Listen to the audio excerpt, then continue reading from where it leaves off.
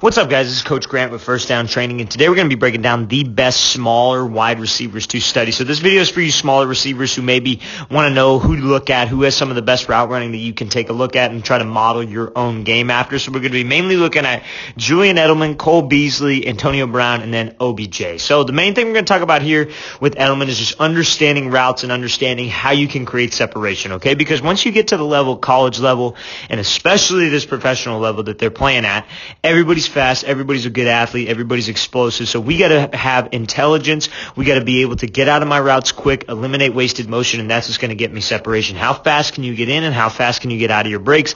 That's what will get you open and knowing where to go, where to attack a receiver, right? So let's get started with this video. So number one here, we got Norman already opened up with this gate. So we're going to be working this out route. So you see how Edelman gives this kind of fake move to the inside, just 1, 2, 3 to get to this blind spot of Norman. So what this is like is you guys have probably seen where, like, let's say, for example, he was a little bit closer and he works almost like a throw-by technique. Like he puts his hand on the back of Norman's shoulder, throws him by, then Norman's speed turns out of there. He stays in this blind spot and makes a jab. It's kind of like that, but Edelman's got a little bit more space, right? So when he breaks down here, he goes in 1, 2, 3. Now, all this serves to do is he wants Norman to feel him in this blind spot and to feel him that he's running this dig, right? Because he turns his body, he fully commits to the inside while Norman's speed turning out of there. He thinks it, plays it well, and then he goes 1, 2, 3, breaks this thing off. Norman sees him coming to the inside, but then it's hard for him to open his hips back up, and then I'm able to accelerate out of the break. So I think this is a great example of when you see a DB forcing you to the sideline, already turned with his hips and running, he's got a very susceptible blind spot. And what his blind spot is here. You got this near hip, and then you got this blind spot. And if we could get in this blind spot and make this move, commit my body to the inside, be sudden with my feet, not exaggerating the move, just real quick, and then when I'm here, that's very hard for him to speed turn and then open up his hips and go, or to speed turn again, right? So I got to make sure that I do my job of accelerating out of the break to not give him a chance to recover. So that's another thing we were talking about, smaller guys. We got to be able to accelerate out of the break and pump my arms out of the break and run, because we got to do all the little things better, right? We got to do all the little things better than the taller guy. And you see how he's here? This is a great job how smaller guys can get open and then make this catch. Great job here by Edelman. Let's watch it again. Great smaller receiver to study. Let's watch it again. Here, 1, 2, 3 to the inside, get to that blind spot, and then push out vertical, accelerate out. So now we're going to be looking at Cole Beasley. I think he has probably some of the best, most explosive, quickest routes that he's very, very, I think, when it comes to route running, underrated. I think he's a great guy to watch, and he's a great guy to study if you're a shorter slot type. So we're going to be looking at a whip route, and we're going to talk about how you guys can get in and out of breaks a little bit faster. So you see how he's coming here. He kind of slow plays it, breaks to the inside, violent hips, and then same thing, accelerates out, right? So again, like I was talking about, we want to make sure that all my moves at the top of the route are clean, and then I got to accelerate to continue to get space. So here's another thing that shorter guys can do. You see how when Beasley comes out, he kind of chops his feet and he kind of slows the tempo. All that's doing is lulling this DB to sleep, right? It's getting him to be almost flat-footed, get him on those heels, trying to change the tempo on him. Because maybe the first time we run this, I come out full speed, I attack him, I break to the slant, then I break it back out. Or I come out maybe slow one time and then break to a slant, and then let's say I beat him on a slant. So now he's over anxious on this slant, so it's all about having a high IQ, right? I got to have a high route running IQ. So you see how he comes off here, nice and slow, then breaks to the slant, full speed, and he starts to accelerate inside, commits his shoulders, commits his eyes, commits those hips. That's going to serve to get a reaction out of this DB. This DB is going to want to drive on this thing, and then what does he do? He's in and out of this break in 2 steps. So he breaks here, 1, 2, 3, 4. Out of this thing in 2 steps. You see how low his hips are, how violent he's dropping his hips, and you see the shin angles, right? The details, especially when you're a shorter guy, the details matter so much because his shin angles are angled back out towards the sideline. And you see the low man's going to win, right? Now you see how low Beasley is, and you see how tall this DB is because he's trying to break, he's getting greedy, wants to drive on this slant route, and then when he's here, what do you think he has to do? He's got to pump these arms, and he's got to drive off this inside arch of that foot and be accelerating out to continue to get space. Obviously, don't run out of bounds. That's pretty obvious not to do. And then makes this catch. That's a great route here by Beasley. Let's watch it again full speed. And guys, when it comes to route running IQ, you got to be able to know what certain terms are on DBs, what certain terms mean in terms of, okay, I got to do this route, I got to do this kind of technique, I got to do this, I got to do that. So if you want access to a dictionary that I offer where it gives you every single term that wide receivers need to learn, everything that you need to learn about defensive backs techniques, route running techniques, check out that link in the description that says Wide Receiver Dictionary. I think that'll really help you guys, especially you shorter guys, being able to understand what it takes to get separation. Let's watch it again one more time. So coming off here, bites on the inside, violent hips, shin angles to the outside, and then accelerates out.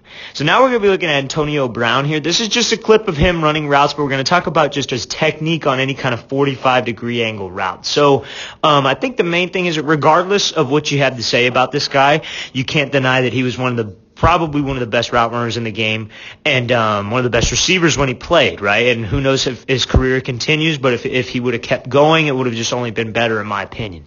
So when he's running full speed up into this break and then he drops his hips, that's the thing that I want to focus on, and that's the thing that you should study when you look at Antonio Brown film is how fast he's able to get into his route, but how he's able to change direction on a dime. That's something that a lot of people don't understand, is that they think, okay, I got to drag my feet at the top of the route. I got to slow down before I make this break. I can't go full speed. The great thing I love hearing people say this is, I'm going to hurt my knee doing that. It's like, no, you're not. You just got to warm up.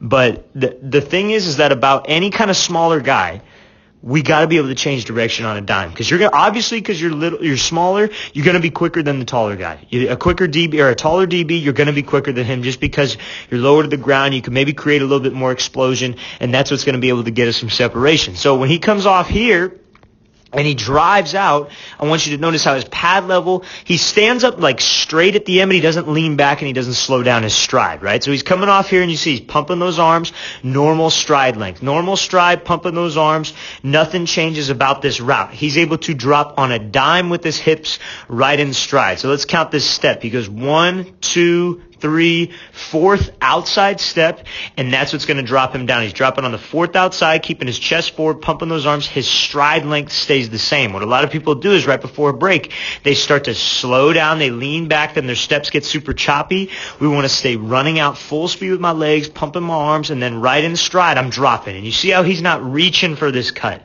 This is right underneath his frame. He's keeping his feet underneath him, and he's dropping those hips. He's just snapping here, 2, 3, 4, 5. And here's the deal. A lot of people hear me say, oh, you want to eliminate steps at the top. I don't mean eliminate steps by slowing down and easing up and worrying so much about getting 3 steps. I would rather have 5 steps at the top of the route and you be full speed and you just drop your hips on a dime, then you slow down, give a huge indicator to this DB, and then get out. That's the thing that people struggle the most with. They get so caught up in steps that they slow their chest down, they slow down before the break, then they snap down into this thing. That's not what you want to do, especially as a smaller guy. You got to do all the little details better. I'd rather have 5 steps at the top with you going full speed, because the speed part and the hip part is the hard part to change. The easy part to fix is the steps, because it's just a few little tweaks. But I'd rather have 5 steps and take a little bit more extra time at the top, but use selling vertical to get this DB in a back foot, because again, it is hard for him to react, especially when we know where we're going and he doesn't know where we're going. So these extra steps are fine. I think he could eliminate it by pivoting off this foot. Like if you snap, I want to snap here, and then my second step, rather than having my toes forward, I pivot it, so then my hips start to open up and his third step can hook back around. You just see how his hips are closed off. If he pivots a little more and then hooks here, he could actually drive back downhill. I think that's how you get rid of those steps. And see, that's an easy fix, and he'd probably be the first one to tell you that. But again, I would rather have 5 steps at the top than you slow down. Let's watch it again, full speed. Antonio Brown's a great guy to study for you smaller guys. So coming out full speed here, and then just hips on a dime, in and out of this break, accelerate off this break. Okay, so now we're going to be looking at Odell here. Another great guy. A lot of people don't realize this, but I wouldn't consider him short, but he's under 6 foot, right? So I think that qualifies. It's a decent sized slot receiver, like probably actually a really good sized slot receiver in my opinion.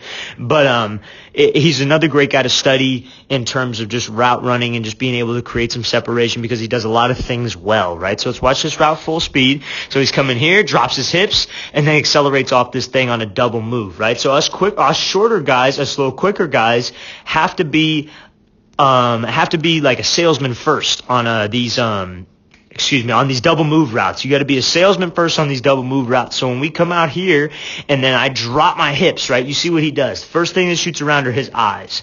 And he's dropping those hips aggressively, really shooting down because he wants this DB to drive on this thing, right? Now, this DB shouldn't really worry about that because he's in zone. He's got linebacker help right here, obviously covering the stop. So this DB could play a little bit smarter, but he's got linebacker help under the middle in this curl to flat, or this hook to curl zone probably, so it might be curl to flat.